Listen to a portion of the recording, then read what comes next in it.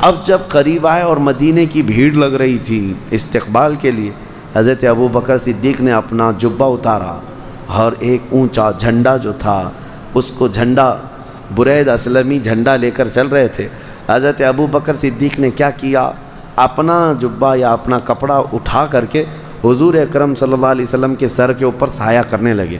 پورا سفر تو ایسے ہی چلے، مدینہ جب آنے لگا تو یہ کپڑا اٹھا کر کے حضور پر سایہ کر رہے تھے۔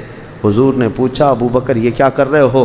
تو حضرت ابو بکر نے کہا یہ نئے لوگ ہیں میرے آقا، مدینے میں جو آپ کو دیکھ رہے ہیں، میں اس لیے آپ کے اوپر کپڑا سایہ کر رہا ہوں تاکہ ان کو پتہ چلے کہ میں غلام ہوں اور آپ آقا ہیں، کہیں وہ غلطی میں کسی اور کو نہ سمجھ لیں کہ یہ اللہ کے رسول ہیں۔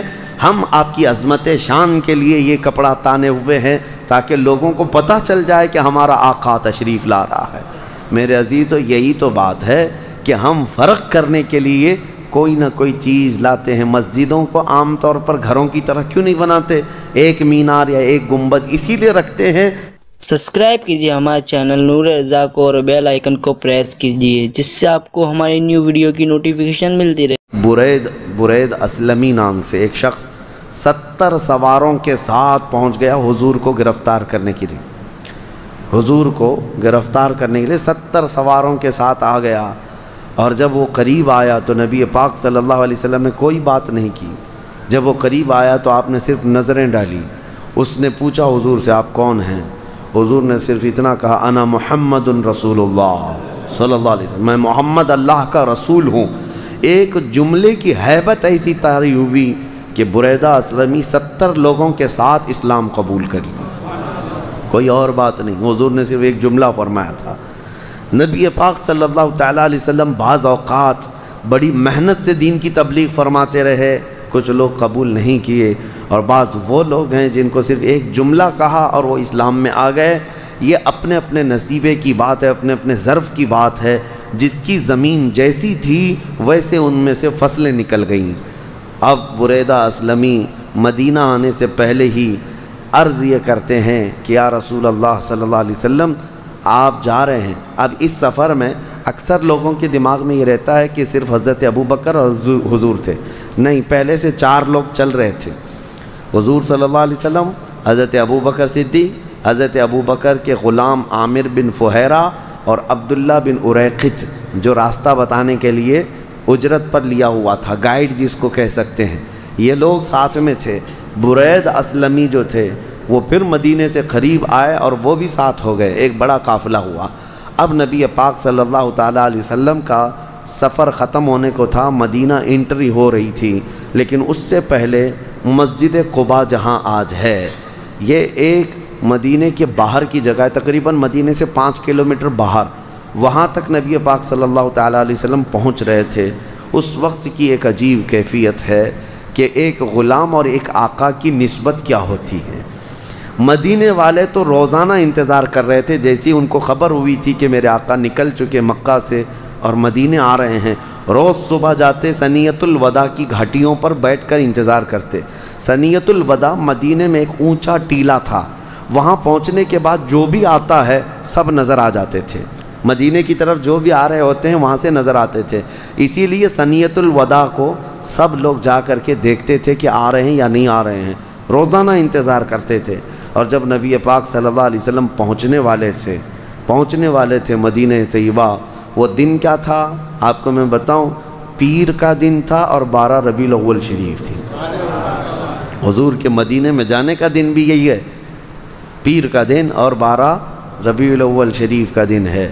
جب حضور آنے لگے تو سنو، ایک وفا شعار غلام حقیقی اور جانثار رسول نبی پاک صلی اللہ تعالیٰ علیہ وسلم کے سچے جانشین صدیق اکبر نے کیا کہا، آقا آپ رک جائیں، مدینے والے کافی دور سے دیکھ رہے ہیں، حضور کے جلوے دیکھنا چاہتے تھے، نبی پاک صلی اللہ علیہ وسلم کی جھلک دیکھنا چاہتے تھے۔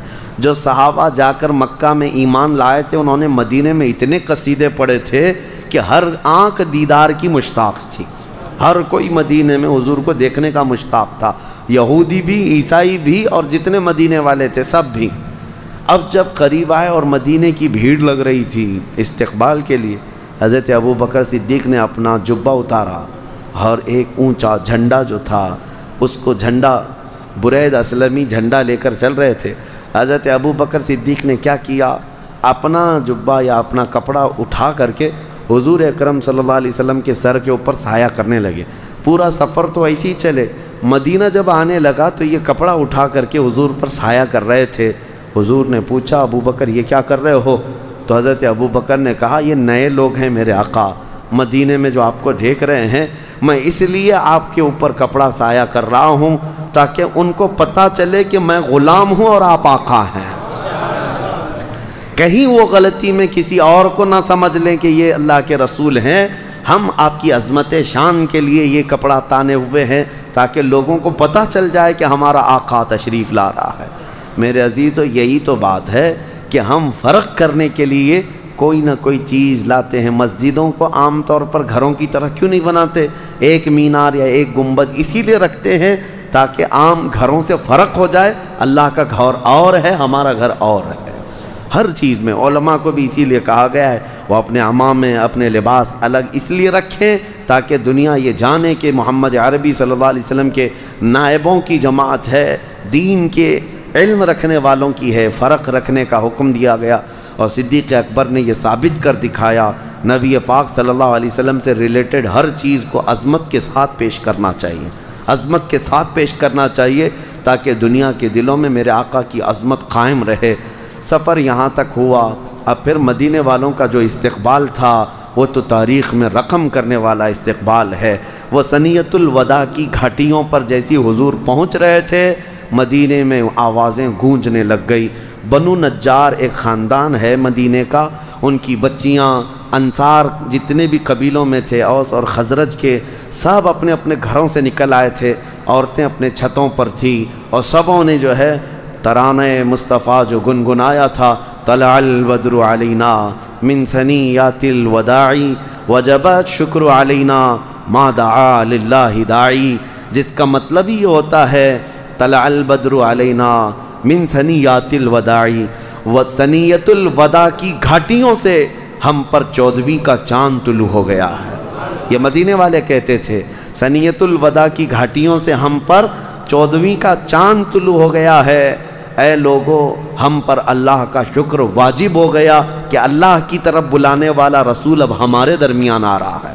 انہیں فخر تھا اس بات کا، فخر تھا جب نبی پاک صلی اللہ تعالیٰ علیہ وسلم قریب آتے گئے، دف بجا بجا کر کے بچیاں یہ گنگناتی تھی، ایک عجیب سا سما تھا، ایک عجیب سا ماحول تھا۔ آج لوگ کڑتے ہیں اور جلتے ہیں، پوچھتے ہیں جلوس کہاں سے ہے، ہم یہی کہتے ہیں یہی تو مدینے والوں کا جلوس تھا جو میرے آقا کے استقبال کے لیے انہوں نے کیا تھا، اور اتفاق یہ ہے کہ انہوں نے بھی 12 ربیع الاول کو ہی جلوس کیا تھا۔ آج مدینے سے عقیدت رکھنے والے پوری دنیا کے سنی ان مدینے کی بچیوں کی اقتدا کرتے ہوئے، اگرچہ میرے آقا ہمارے شہر نہیں آ رہے ہیں لیکن تاریخ ہے اس دن حضور پاک کے عاشقوں کا جلوس نکلا تھا، آج ہم غلاموں کا بھی جلوس نکلتا ہے۔ اللہ کریم ہم سب کو سنی صحیح العقیدہ رکھے اور میرے آقا کے عاشقوں کی جماعت میں زندہ رکھے اور حضور پاک کے قدموں میں ہمیں موت نصیب فرمائے۔ وآخر دعوانا الحمدللہ رب العالمین۔